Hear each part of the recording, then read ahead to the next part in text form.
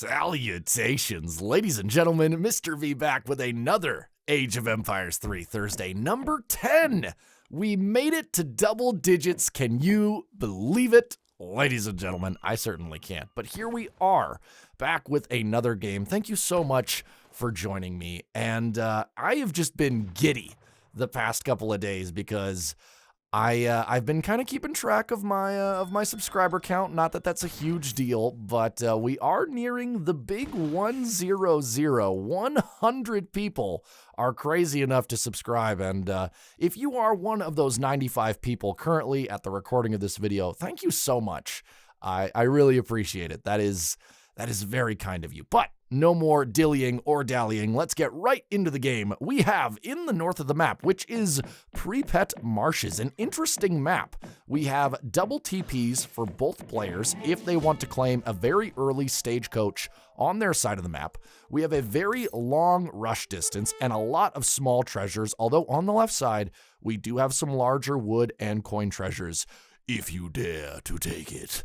But in the top of the map, oh, it's going to be silly today. In the color blue, playing as the United States, we have a Kinda Cat. Now, Kinda Cat is about a 1200 ELO player. And in the south of the map, playing in the color red as de France, with that terrible accent, we have Mr. K. Going with the early market, which is not what I would have done, I must be honest, with the trading post being so close and these two trading posts being very secure. I think I would have gone for the early trading posts and then maybe gathered this 45 wood treasure and then chopped the other 65 and then got my market in transition. I just think that might be a little stronger. It means you can get a very early stagecoach with your 700 wood and your double TPs, but there is nothing wrong with a classic French market opening. So this was sent by Kinda Cat, and Mr. K, I believe, is in the 1100s when it comes to ELO, though he might be higher or lower, and so might Kinda Cat. That's just the level I found when I downloaded this game. But, you know, I gotta say, there's just something I want to point out that I really like as Kinda Cat gets his first shipment. It's going to be the Spanish immigrants, the one outpost wagon. Ooh, very nice indeed. But I really love when mid-level recorded games show up in whatever discords I use to find, you know, my recorded games, whether that's Widgie's Discord or Free Food Party. I love seeing these level games because I feel like a lot of mid-level players, whether it's, you know, 1100, 1200, or even closer to 1400, 1500, I feel like they can be sort of intimidated by the fact that a lot of recorded games that we see in those servers are from guys like Bram and Ezat and Shake, these really, really high-level guys. And so the fact that these guys continue to post their own replays, I think is super awesome. And to anybody out there that's always thought like, oh no, I'm not good enough, I can't post replays, you're wrong. Definitely post your replays because we're all trying to improve, and just because you have a lower ELO doesn't mean you can't play an entertaining game. And I am sure that Kinda Cat and Mr. K are going to give us an entertaining game. I mean, look at this. We already have the forward outpost coming out from the United States. Look at that placement right on the French hunt. He might even be in range of this CDB. So yeah, again, no matter what level you are, casting a game is not exclusive to high-level players. So I love casting games of all levels, whether you're 1800 or 800 or 18,000. Okay, so continue to post them in the Discord servers that you frequent. Thank you, Kinda Cat, for posting this, even though you didn't intend for me to cast it. Here we are. Meanwhile, what is Mr. K doing? He got up to the second age much, much slower than Kinda Cat, it must be said. And I am assuming he's going to go with the 4 CDB, possibly the 700 wood, maybe even the 700 coin. We could be seeing a French FF, or an FFF, if you will. He, again, did go with that market start and the early hunting dogs, the 400 wood coming down. What is the shipment? Don't keep us waiting, Mr. K. It's the 8 Expos. That is interesting. Going with 8 Expos rather than 4 CDB or 700 wood or even 700 coin, gathering the 400 wood, And he has a lot of resources stacked up. He's got nearly 900 food and 400 coin. Is he going for some sort of musket rush on top of these 8 expos? I do not know, but he does need to get a Vil in production right away. Meanwhile, Kinda Cat has sent Virginia General Assembly. The state capital wagon is on its way. And I do love this forward outpost. It's going to be a little bit vulnerable if muskets and those 8 expos manage to come out in a decent time. But the state capital is up at 13 Vils. That is why he got such a quick age up, because he did age with much fewer Vils than the standard 14 Vils of the French player. But the 8 expos are out. They're not going to want to take on that tower just yet. They do not have the siege capability. And this barracks going down. I will admit, this barracks is a bit exposed. Definitely want to keep your military buildings in range of your town center.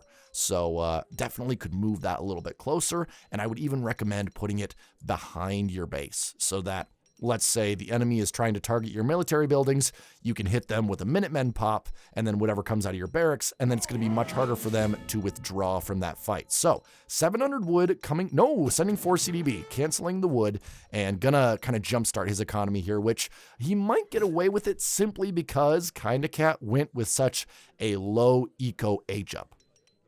But look at what we have here. Kinda Cat already going up to the 3rd age with Tennessee, has a shipment available, probably going to save that for the 3rd age, but might end up sending it early, might lose this outpost. The 5 muskets on top of the 8 expos now going to be able to have enough siege to take down this middle outpost, and maybe this forward kind of base is not going to work out like Kinda Cat hoped, simply because he has no units to defend it, and by itself, the outpost just doesn't have enough firepower to deal with this much unit potential. So France going to get a decent early win here, but maybe this is exactly what Kinda Cat planned. Maybe he's playing 8D chess. Maybe he knows that that outpost would buy him time to get the age up, but the French army is barreling towards the United States base. And what does he have out? He has sharpshooters and tercios to protect from any cab, although it doesn't look like Mr. K has a stable, nor is he going to be getting one anytime soon, continuing to produce muskets. But these sharpshooters are going to be able to do a lot of damage if he's able to kite them effectively against these muskets. And the French player stacking up a lot of resources here, possibly gearing up for an age up himself. I think that's what he's going for, seeing that the United States player aged. He doesn't want to spend too long in the 2nd age and try to beat the United States there. He wants to try to age up, get out some skirms and some dragoons. Gonna pick off a Vil here. Very nice for Mr. K. And seeing as Kinda Cat does not have a great economy to begin with. I mean, look at this. 12 villagers for Kinda Cat. Not large at all. And what did he send? He's sending advanced frontier defenses along with Russian-American company, which is going to provide him a lot of static defense in terms of improved blockhouses, as well as the improved outpost, as well as the blockhouses. Here they come. The outpost wagons are out. They got to get down quickly because the French army is going to be on top of them. At least one of these is going to get sieged down. The villagers coming out to defend their homes. Gonna kill a crossbowman, but one of these outpost wagons is still going to go down. What's going to happen to these other 2? Oh my goodness. See, this is what I'm talking about. The people that say low ELO cannot be entertaining, they're just straight up lying. I mean, this game, yeah, it's not the most high level, but this is still really entertaining. Constant action, constant battle, and a nice back and forth game here. But I do have to say, things are looking good for Mr. K. He's got double the Vils, and he's aging up to the 3rd age as well. Got some decent market upgrades. Gonna be looking really good for him. However, his second age army has been cleaned up, though I do think it's done enough damage to justify it. However, the outposts, 2 of them did manage to escape, and the blockhouses are now up, so the middle of the map is going to be, for the moment, impregnable against whatever the French player can get out, and this might be where the USA player starts to take an advantage. And the 54th Massachusetts coming out. So 5 state militia, 4 regulars. But still, he is so behind on villagers. And if Mr. K continues to, kind of keep this villager lead, and he gets down some infrastructure, some stables, starts pumping out some skirms and some dragoons, I don't think these outposts are going to be that effective. However, he's got this one in such an aggressive spot. I mean, look at this. It's right on top of the French barracks. Meanwhile, these tercios are going to do very well against these buildings, and more tercios coming out along with the veteran state militia. So all of a sudden, things are getting very dangerous for the French player, and he just hasn't been producing units for a long time. There's no way those skirms are going to come out before the barracks is down, and the French explorer, Jean Marais, is not going to hold off this American army by himself. And see, this is what I was saying. So, not to be a big I told you so, because I am not a pro player by any means, but this is why you want your buildings within range of your town center. Would they save those houses? No. But would they have done a lot of damage to those units while they were being sieged? Absolutely. And could he have popped out some Minutemen and gotten a lot of decent damage? Yes, but now he's going to be down 30 pop, and he's not going to make Kinda Cat pay for it, which is going to be very, very bad. And deciding not even to garrison any vills in his base. So things all of a sudden went from very French favored to very US flavored. Favored simply because the US player has been able to siege so much infrastructure. The two falconets coming out, they're not going to want to engage the French army by themselves. They are going to want some sort of support either from muskets or skirms or dragoons. And yes, the Minutemen and the 8 skirms are coming out. Luckily, there are no cav on the field for the United States player, which may just save him, but these tercios in cover mode are able to take so much damage. However, if the falconets are continued to shoot at those militia and sharpshooters, they're going to be able to do a lot of damage. But there they are, the bane of everybody's existence, the 3 Gatling guns, and this army is now in very, very deep trouble. I have faced a very similar build to this, and it's tough. If you are not a super high-level player, facing this kind of early aggression, it's not easy. It's not easy to deal with 3 Gatling guns and then this much infantry. And then all these tercios are going to make it very hard for any cav to get in there and quickly take down the artillery. But did manage to take out 2 of the Gatling guns, but at the same time, look at this villager ambush that's about to happen. Oh, mon Dieu. Oh, the French villagers going down. Perhaps they are grateful because they don't have to listen to my terrible French accent anymore. But this is going to be a deadly raid, and I think this might be GG from Mr. K. No way he's going to recover, not even trying to get his villagers away. So dedicated they are to gathering coin for their empire. They are going to die. Die for the coin, die for the gold, as so many have. And that is the game. So Kinda Cat, kinda pulling off a weird build, kinda almost dying, and kinda impressing me with his execution. Hope you see what I did there. But this outpost build, I don't think it has high level potential, if I'm being honest, simply because it sacrifices so much eco. And I think a lot of the US's more boomy builds are just stronger, especially, with the German immigrants, and, even the Dutch option is still very good. So it's very memey. And when it works out, it is certainly very entertaining. And I got to give it to Kinda Cat because, when he was at 12 vills there, I think a lot of other mid-level players would have seen that as the time to GG, but he stuck it out, and he ends up winning the game on a very nice push, along with the reinforcement from his Gatling guns. A short game, but a good one. And I guess since this is kind of a game that is more mid-level, I guess I can kind of give some advice to both players. So I don't often get to do this, right? Because the games that I cast are usually of players that are much higher than me, so I can't really offer much. But since both of these players are a bit lower level than I am, though not much lower. I'm 1350, 1400. So again, this is not a huge gap, but some advice I can offer. Let's start with Mr. K. So Mr. K, number 1, building placement. definitely get those buildings closer to your town center. I know it feels nice to have this big base that covers a lot of area. I know that it's kind of aesthetically pleasing. It's kind of like a Civ 6 look. However, you definitely want your base to be more condensed if you are playing a little bit more boomy, which it seemed like you were because you didn't have any forward base. And you played kind of conservative with your placements. So, that initial barracks, definitely get that closer to your town center along with your houses.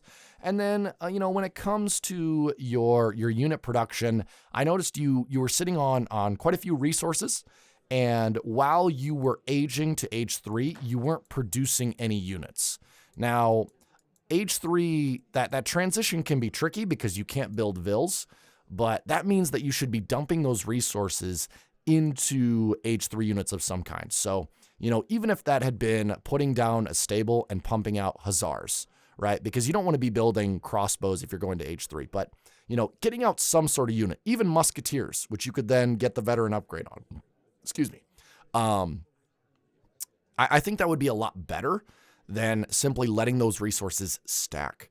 I think another thing that you could have done, and then this will be kind of the last piece of advice I'll give, is, France is very good with TPs, right? TPs are something that France can get up fairly easily, and it's something that can really contribute a lot to their mid-game economy. So with your 200 wood, perhaps instead of the market start, consider a TP start and see if it works out for you. See how many games you can win with that TP start. Because you can always get that market in the transition, and those initial upgrades, those hunting dog upgrades, are not going to be as impactful as the earlier shipments from your trading posts. And then as soon as you send the 700 wood, definitely get that second TP down and then get that stagecoach upgrade. That way, when your villagers are being pressured like they were here, you can still get some sort of income from your trading posts, or at the very least, it can buy you time because if the American army had come out here, they probably would have chosen to siege that trading post that was right next to them, and that would have bought you time to get your 8 skirms, your falcons, and then maybe even some cav out. So that is what I have to say to Mr. K. Still, very, very nicely done. It definitely appears like you are grasping France and you know the build order. So nice job there. I liked the early pressure. It was good. It was good. For kind of cat, I already kind of said, definitely make sure that your herding is a little bit, tighter. A lot of your herds got way out here, which allowed him to get some early vill kills. If your herds had been here, which, based on the distance that they were from your town, that definitely could have been possible during transition. I think it would have been a lot harder for him to get that initial damage on you. And then the outpost, the initial outpost, it bought you time, so I don't want to say it was a bad move. However, it was left pretty unprotected, but again, it kind of worked out for you because it bought you time to age up. So I'm not really going to give you criticism there.